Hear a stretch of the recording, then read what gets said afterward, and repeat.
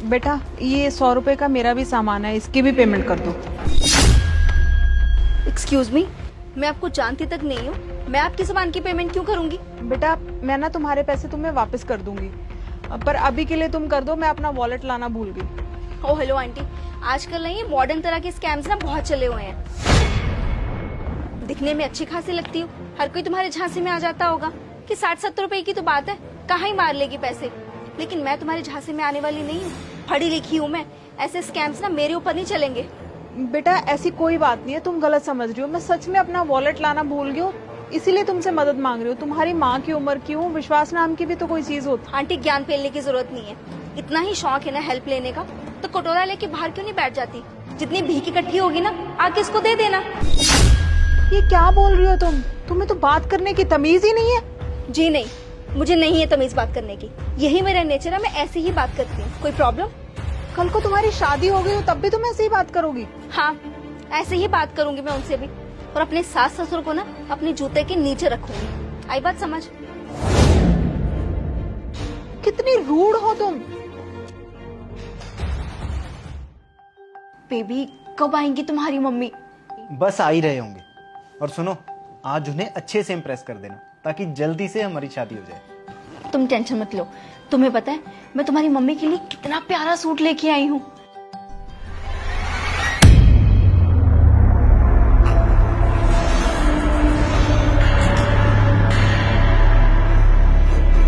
ये बुढ़िया, क्या बोला तुमने?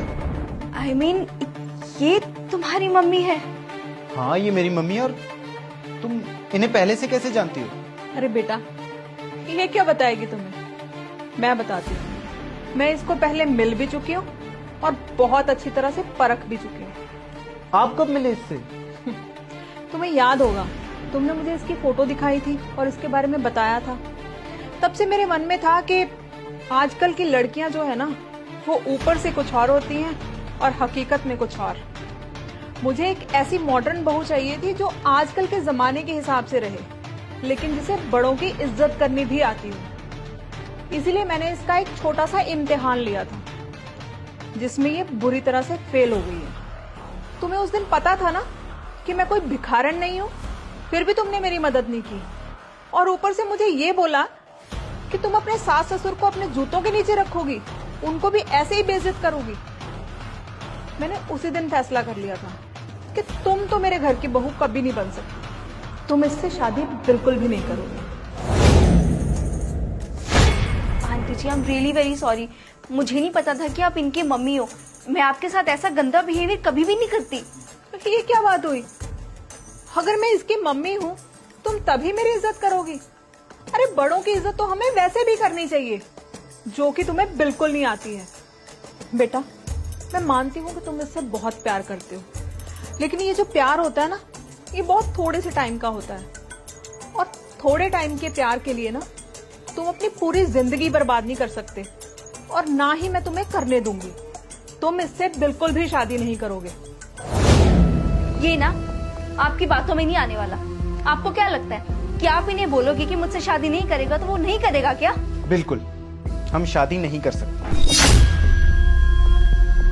तुम मुझे सिर्फ 6 महीने पहले मिली, लेकिन मेरी माँ ने बचपन से मुझे पाल पोस के मुझे बड़ा किया। हम दोनों से ज्यादा एक्सपीरियंस है इन्हें, और इंसान की परख भी ज्यादा अच्छे से आती है। और तुमने इनकी बेइज्जती की है, और अब अगर मेरी माँ ने ये फैसला ले ही लिया है तो यही आखिरी फैसला होगा। ये तुम क्या बोल रहे हो? अपनी माँ के पीछे लग के तुम मुझे छोड़ रहे हो? मैं किसी के पीछे नहीं लग रहा। उन्होंने तुम्हें परखा है और तुम्हारी असलियत मुझे बताई। हमारी शादी नहीं हो सकती। You may leave please.